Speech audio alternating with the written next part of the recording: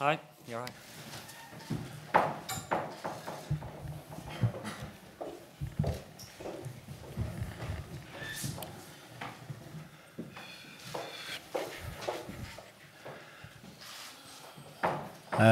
Bore da, croeso i'r gynhadledd, diolch am ddod, good morning, welcome to the press conference, thanks for your attendance. We'll do about 15-20 minutes top table with Ryan, and then we'll do a couple of sit-down television interviews, and then we'll do the written press after. Right, who wants to go first? Graham? Okay, thanks. Thanks, Ryan. Morning, Ryan. Morning. Was this a straightforward squad to pick for you, Ryan, or did you consider maybe giving a few youngsters, extra youngsters a go, the likes of Joe Rodden at Swansea? It was straightforward in respect to I was happy with the last camp. We just had a couple of injuries with Joe Ledley and Tom Lockyer, who suffered a concussion. So yeah, Joe was definitely in the reckoning. It's just weighing up, is he best to go with Pagey, or is he best to come with me? And I just felt that Jazz was the better fit in regards to, I worked with him and I thought he was unlucky. I worked with him in May and I was happy with him, and he just missed out on the last trip. And even though he's not playing and Joe is playing, that was the only consideration really. But happy with Joe's progress at the moment. I'm constantly in contact with Pagey as well in respect to how he's coming on. So yeah, that was the only, they were the only problems that I had picking the squad. The rest was quite easy. And in terms of fitness, is Gareth Bale fit at the moment? Yeah, he had a little groin strain, but the scan has come back clear, so he expects to be involved at the weekend, so that's good.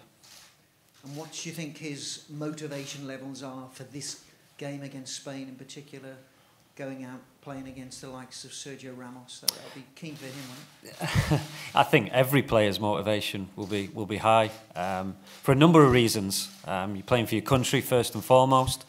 You're playing against a very good team. It's a chance to test yourself, and also it's at the Millennium, which is well, it's at a different stadium.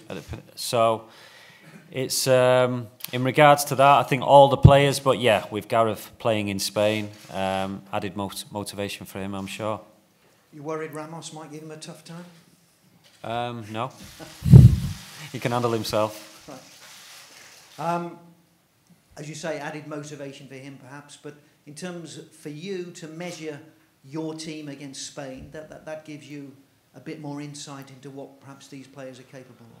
Yeah, I mean, it's difficult for me in regards to it's a fantastic game to be involved in, but also then 5 days later we've got the Nations League, which is obviously there's points available in that. So it's just getting the balance really right for the game against the Republic, and also getting the team right for what is every player will want to play, every player will want to be involved. So I've just got to think about that in regards to the more important game is the Tuesday, but also recognising that all the players will be involved in what is going to be a fantastic occasion. And are you and the players glad to be back in the Principality Stadium?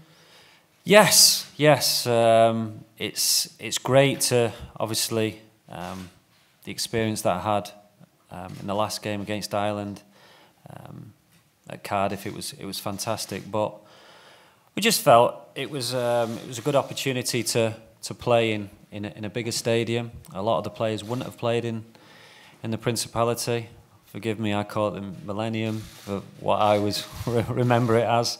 But yeah, a bigger crowd, a fantastic occasion, and like I say, a stadium where I've got so many happy memories. A lot of talk about Aaron Ramsey's future at Arsenal at the moment, Ryan. Do you think that uncertainty may affect his form at the present? No, because what I seen last time when Aaron met up with us was a fantastic player and a really good professional. So what's going on in his club didn't really impact on when he met up with us, so I expect the same. Does it surprise you that uncertainty appears to be there? No, I mean I don't know the details.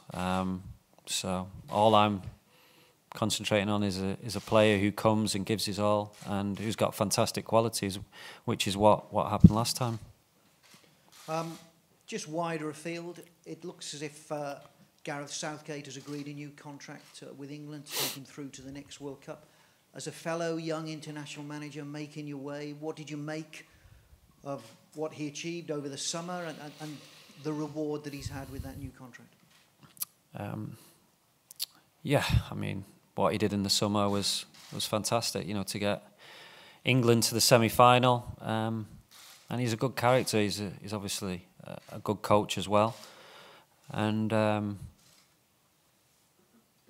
I think, you know, if he's happy in the role, then why not carry on? He's got a good crop of young players, very talented players. So yeah, if that is the case, then obviously I'm pleased for him. Anything particularly about the way he's gone around that job? Graham, I'm sure he won't be talking about us. Okay. Thank you. Why not? I'm sure he's got plenty to say. Yeah. Just on that, just anything in particular that struck you over the summer about the way he went about that, the international job, if you like, referencing how you do that job as compared to a league job?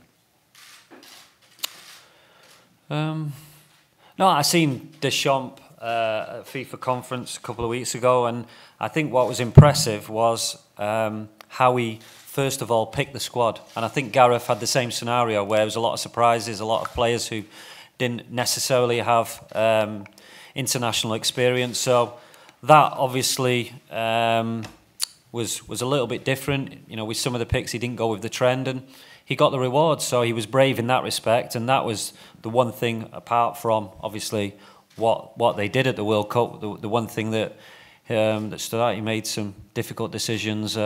You know, first of all, picking the squad. And just lastly, on managers, one of your old mates, Steve Bruce, has lost his job. Yeah. What were your thoughts on that yesterday? No, obviously I know Brucey well. Played with him for a lot of years. He's a brilliant person. He was someone who I looked up to when I come into the team. So, yeah, and as a fellow manager, to see him lose his job is disappointing. And you know, someone who did so well last year and was one game away from getting promotion. So it's disappointing to see, because you know the position that they're at, they're not far off the playoff position. So, but it's that is the landscape that is management at the moment. That is what's happening, you know, more and more frequently. So you're not surprised. Thanks, Ron. Rob. Morning, Ryan. Morning. You talked about the balance that you require in the selection for Spain and then the Republic of Ireland. Do you think Gareth Bale will be desperate to play against Spain? I mean, could you even contemplate not playing Gareth Bale because, in your words, the more important game is Ireland? I think every player will, you know, I said it, will want to be involved in this game because it's a fantastic game. It's, you know, as a player, you want to play against the best. And what we've seen in the last couple of games against Spain, you're playing against a brilliant team at the moment. So, yeah, but then that's my decision. You know, analyse the lads, what they're like when they turn up, injury-wise, fatigue-wise, how many games they've played, how they look in training. So each player, you know, I will take all them things into consideration when I'm picking not only the team against Spain, but with one eye on the Ireland game as well. So it's possible that the Ireland team could be radically different to Spain team? Possibly. Yeah, weighing up all these things, you know, how the players turn up, how they perform. You know, there might be a player who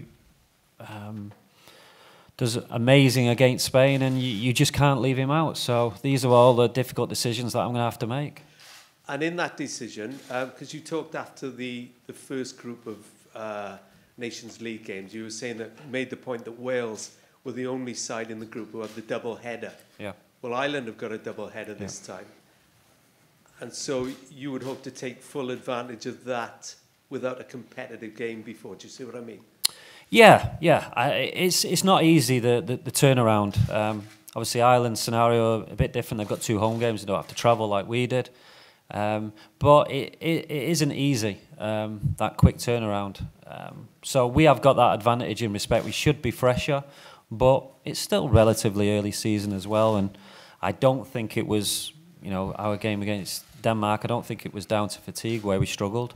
It was more, we didn't have the longer preparation in regards to the first game. But that's something you have to deal with, and I said it as well. We had it the first camp, now Ireland have got it, and Denmark will have it the third time. So everyone has to encounter that, and it's just how you handle it best, really.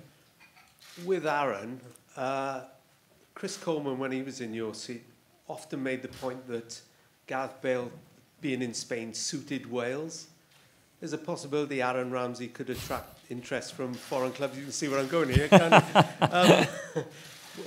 What would you think about that? I mean, is Aaron Ramsey sort of really suitable for La Liga or Serie A in your view?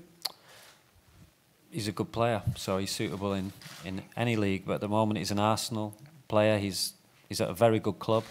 And for me, yeah, my advice would be to concentrate on his career with Arsenal, and obviously when he comes away with us. So where he goes in the future, whether he stays at Arsenal or he goes somewhere else, is just pure speculation at the moment. But he could play anywhere. Talking about the midfield, Andy King hasn't had a game yet this season. How worrying is that, would you say? Yeah, I spoke to Andy, and he's frustrated with that. So again, it's about seeing how the players turn up, and yeah, just trying to get that fitness right. Of course, you want players playing regularly. You want them in that rhythm of playing games, but it's not always possible. So what he has got is he's got experience. He's a brilliant professional, so he looks after himself. So yeah, but playing 90 minutes, he'll probably struggle with. So again, it's about getting that balance right of whether he plays a half, whether he plays an hour, whether he doesn't play at all. These are all the things that you've got to weigh up. And on that balance, how do you feel that Ethan Ampadu is sort of coping at Chelsea without playing games? Yeah, obviously he's playing games in the younger groups, so he is getting matches. But that's the difficulty that we've seen with Woodburn, with Harry Wilson, with Ethan. When they're at big clubs, where they're going to get their games, whether they go out on loan. But obviously Ethan's a little bit younger than the lads I've just mentioned. So, but yeah, I was more than pleased with how he turned up in the last camp, and he showed that in the games. He's almost a bit like you in that Manchester United didn't loan you out, did they? They wanted, and I think Sarri has said, we're looking after him here. We're sort of nurturing him here. Do you understand that? Yeah, I do. He's only just turned 18, so he's got plenty of time, and he's at a good club who are doing really well at the moment. So no matter how good a player I think he is, or how much I think of him, he's got a job to get in that team at the moment because they're doing so well. The youngsters are really flourishing, aren't they? Harry Wilson and Tyler Roberts this week scored a spectacular goal.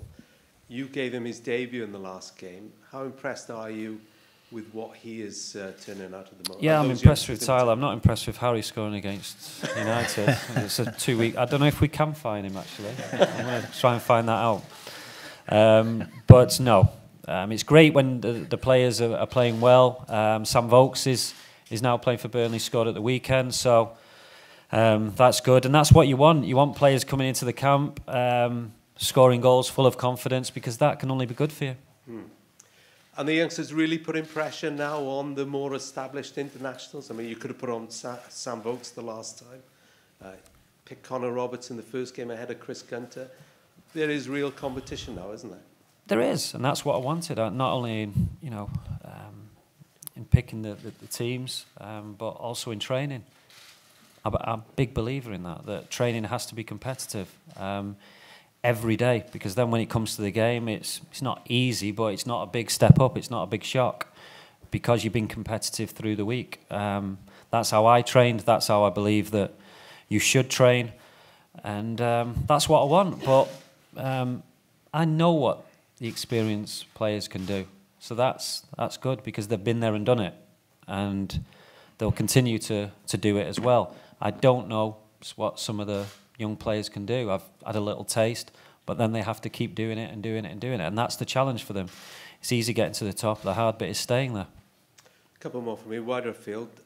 The home associations have now agreed for a women's team to go in the Olympics in 2020. You played. You know how divisive it can be, but for the women, how much of a step forward is that, would you say?